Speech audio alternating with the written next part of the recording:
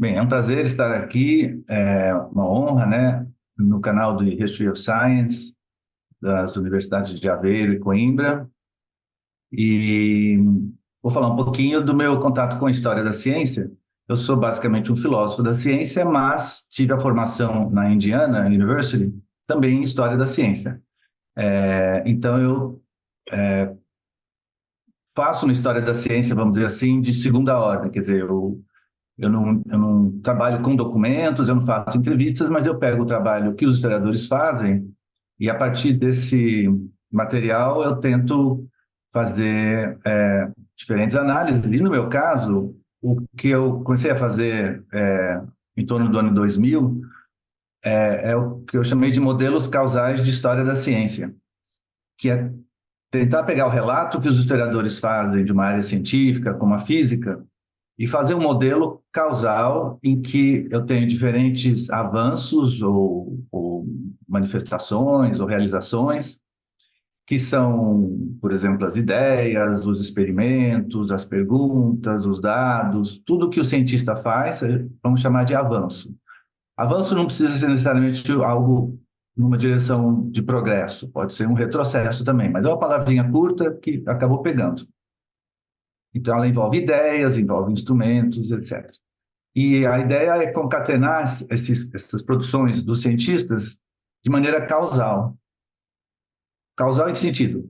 Se o que a gente está chamando de causa não tivesse acontecido, o efeito teria demorado muito mais para ter sido conquistado, né? Então, são redes causais probabilistas, né? Então, acho que meu trabalho mais original em história da ciência e filosofia da ciência tem sido essa tentativa de fazer uma descrição causal da história da ciência, né? A gente sabe que na história da ciência o papel de um relato causal é sujeito a discussões, né?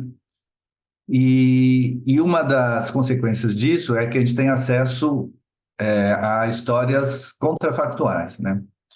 Se a gente imagina que uma certa causa não tivesse ocorrido, por exemplo, a gente pode imaginar cenários que não aconteceram, mas que a nossa intuição, a intuição das pessoas da área, dizem que ah, uma história possível que não aconteceu teria alta probabilidade de ter acontecido. Por exemplo, se o Einstein não tivesse se virado físico, se ele tivesse virado um violinista, por exemplo, o que teria acontecido com a física no começo do século XX? E há um certo consenso, né, de que a teoria da relatividade teria surgido, é, o trabalho dele com efeito fotoelétrico também, ali depois de uns 20 anos já teria surgido, né? Mas o trabalho da relatividade geral é algo que ele, vamos dizer, se antecipou em relação ao ritmo médio, né, típico da ciência. Então, o pessoal da área fala, não, acho que só nos anos 60 é que a comunidade, né, passaria a ter maturidade para chegar nas ideias que o Einstein chegou. Então, com isso, a gente imagina, né,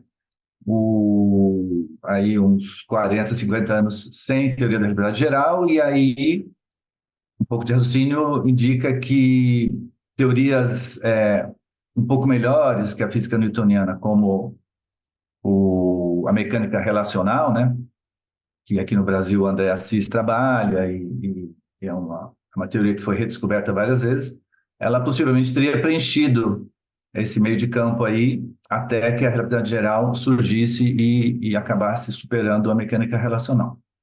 Então, esse um dos tipos de trabalhos que eu tenho feito. Agora, a minha tese de doutorado foi sobre física quântica, problema da medição. Então, eu fiz um trabalho de história, assim, também de segunda ordem, né, baseado nos artigos publicados sobre o problema da medição. E, mais recentemente, eu acabei migrando, né, da filosofia da física para a filosofia da mente, né? Porque o físico, ele, enfim, quer ter um retrato do universo como um todo, e a mente está presente nesse universo. Então, de certa forma, é um problema da física também entender qual é o lugar da mente, né, no universo físico. E um projeto que eu acabei fazendo foi fazer um estudo histórico das pesquisas dos neurofisiologistas ao longo do século XX sobre a questão da consciência, né? E eu acabei percebendo que tinha muita coisa que foi feita, né? Costuma-se dizer que só nos anos 90 que os cientistas se voltaram para a consciência, né? Para os estudos científicos da consciência, especialmente devido ao Francis Crick, né? Mas o fato é que na década de 50 e antes disso havia muita discussão sobre a natureza da consciência, e em especial a questão da localização da consciência, né? Hoje em dia, a ciência cognitiva, de certa forma, e também o uso muito grande da computação, acabou, na minha visão, né, fazendo com que a comunidade olhe para essas questões de uma certa maneira, né, isso a partir dos anos 70, mas antes disso havia outras tradições que eram que se perguntavam onde se localiza o sensório, visual, por exemplo, eu tenho uma visão aqui agora na minha frente, né? Será que isso é algo que está localizado fisicamente em algum lugar do meu encéfalo? Né? Então, tem uma longa tradição de tentativas de responder essa pergunta. Então, esse foi um trabalho também de história que eu fiz mais recentemente, publiquei em português. Bem, então, esse é um resuminho de alguns contatos que eu tive com questões de história. Eu também posso citar um certo trabalho que eu fiz sobre o misticismo quântico, né? Que tem uma história interessante. Eu não estudei muito a história em si, mas eu fiz uma análise das diferentes correntes e tentei, né, trabalhar com a questão de como lidar com essa questão, né? O misticismo quântico é aquela tese que considera que a física quântica é essencial para a psicologia, que ela tem implicações religiosas, que ela pode afetar o nosso comportamento no mundo em relação a outras pessoas, e, e são, vamos dizer, especulações que são consideradas místicas, né, especulativas pelos físicos. Mas ela tem uma presença na sociedade e ela desperta o interesse dos alunos em física, né? Então, tipicamente numa sala de aula, o professor que aproveita esse interesse, ele tem ali uma oportunidade para ensinar um pouquinho dos conceitos de física quântica, né, no ensino médio ali, fazendo ligações com essas questões que despertam o interesse dos alunos, né? Então, esse também é um outro trabalho que eu fiz. Professor, uma pergunta que me veio durante a sua fala é: qual é a resposta para essa pergunta? Se o Einstein não fosse físico e fosse violinista, qual é a resposta para essa pergunta? As respostas, a gente atribui graus de probabilidade a elas, tá? O que teria acontecido se o Einstein tivesse virado violinista? A especulação, vamos dizer assim, a conjectura é de que isso não teria tido um efeito muito sério na relatividade restrita, no movimento browniano e no efeito fotoelétrico, né?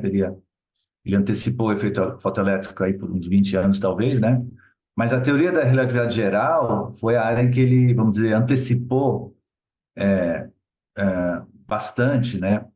Essa área. Então, imaginando que o Einstein não tivesse virado físico, vamos dizer, o ritmo normal da ciência tenderia a jogar a teoria da relatividade geral lá para os anos 60. Então, você teria ali algumas décadas em que haveria a possibilidade de uma outra teoria, melhor que a teoria de Newton, preencher o espaço para descrever algumas coisas como o avanço do periélio de Mercúrio, né? E essa teoria é a chamada mecânica relacional, né? É uma teoria que se baseia nas ideias do Ernst Mach, que foi matematizada por vários autores, inclusive o Schrödinger, e mais recentemente aqui no Brasil pelo André Assis. E essa teoria, então, possivelmente teria ascendido e para ser a teoria principal, já que ela prevê mais coisas do que a gravitação de Newton, e porque ela leva em conta os efeitos de movimento, né, dos corpos, coisa que a teoria de Newton não leva em conta. Então, a conjectura teria ali uns 50 anos de reinado dessa teoria, até que a teoria da realidade geral, uma versão equivalente a ela, finalmente, nos anos 60 e 70, teria deslocado essa teoria. Então, esse é um exemplo desse tipo de especulação contrafactual, né? Professor, o senhor faz a ligação entre filosofia e história, né? O senhor faria diferença entre em que momento as disciplinas se aproximam e em que momento elas se afastam?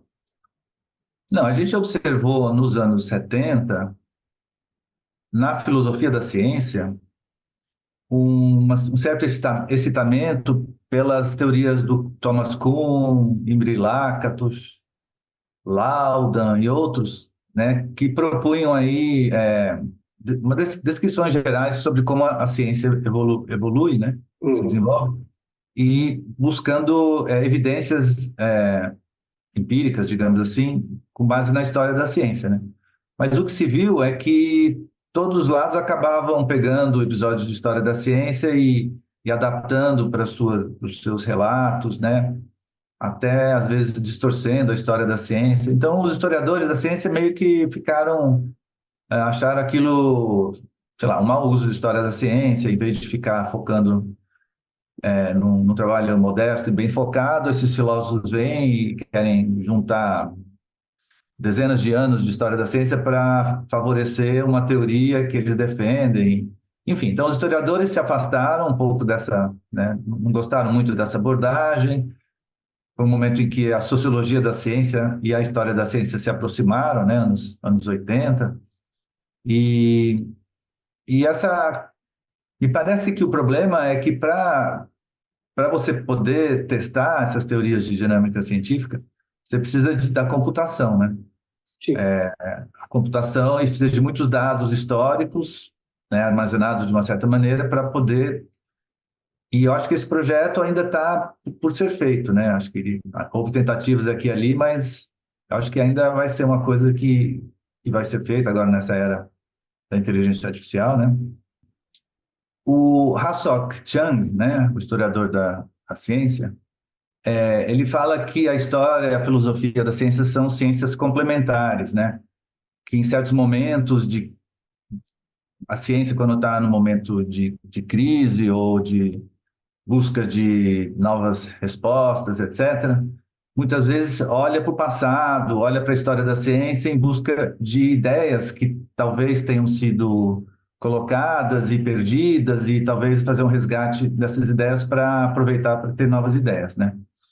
E eu acho que no caso da, da área da neurociência cognitiva, né, dos estudos científicos da consciência, eu acredito que vai haver uma revolução uniana, né, uma revolução vasta, conceitual nesta área, né, e nas próximas décadas, né.